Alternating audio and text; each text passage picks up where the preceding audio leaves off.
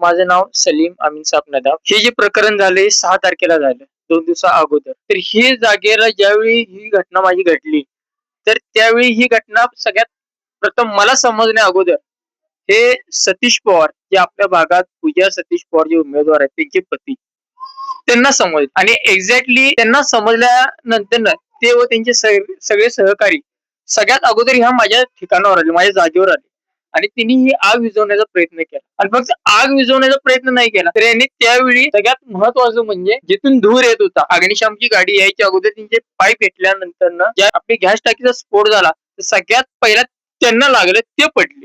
त्यांच्या बरोबर बाजूला अग्निशामक दलाचे जवान होते ते पडले कारण त्यांनी स्वतःच्या जीवाची पर्वा न करता त्यांनी माझ्या घराला वाचवण्याचा प्रयत्न केला. जो स्वतःच्या दुसऱ्याच्या घराला वाचवण्याचा प्रयत्न करतोय जर त्याच्या हातात जर माझा भाग आला तर माझ्या भागाचं सोनं होणार याची मी गॅरंटी देऊ शकतो. तर ते विझवण्यासाठी त्यांनी जे प्रयत्न करताना त्यांचा तोल गेला आणि ज्यावेळी नेमका स्फोट झाला तर ते असे मागे जे पडले की अशा वेळी त्यांचा जीव पण जाण्याचे चान्सेस होते. पण त्यांनी आपल्या स्वतःची जीवाची पर्वा नाही केली, त्यांनी माझं घर वाचवण्याचा प्रयत्न केला. तर अशा वैयक्तिक आमच्या ह्या मित्राला काय तर आम्ही ॲक्च्युली तिने निवडणूक या रिंगणातला न असणारा व्यक्ती आज पहिल्यांदा निवडणूक या रिंगणात आलाय ते आमच्या सगळ्यांच्या सांगण्यावरून आणि तो माझ्या जळालेल्या घरासाठी स्वतःच्या जीवाची पर्वा करणार नाही, जीवाची पर्वा केलेली पण नाही त्यानं कारण आम्ही स्वतः बैठक कारण ही घटना घडताना मी तिथं अवेलेबल नसताना तो स्वतःहून इथं आला आणि त्यानं स्वतःहून वाचवण्याच्या माझ्या घराला प्रयत्न केला.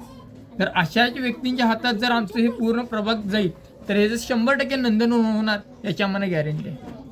वहिनी तयार नव्हत्या, आम्ही मामांसाठी त्या सतीश पवारांना सांगितलं सतीश मामा तुमच्या ठिकाणी वहिनींना आहे वहिनी उभारू देत कारण तुम्ही जे वहिनींना सांगणार तेच वहिनी करणार आणि आम्हाला एवढी गॅरंटी आहे की वहिनींना पण सतीश मामांना सांगायची गरज नाही आहे.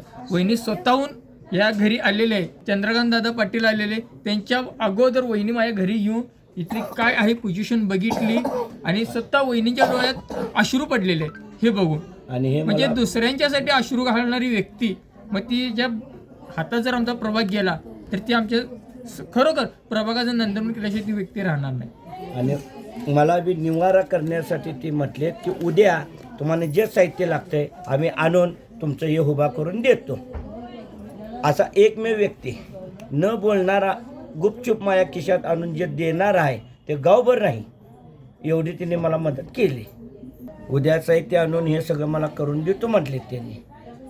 कशात काही नाही, पहिल्यांदा जो व्यक्ती उभारतोय आणि कशात काही नसतापैकी तो आपलं जेवढं सहकार्य करतोय त्यांचा मी लय आभारी आहे.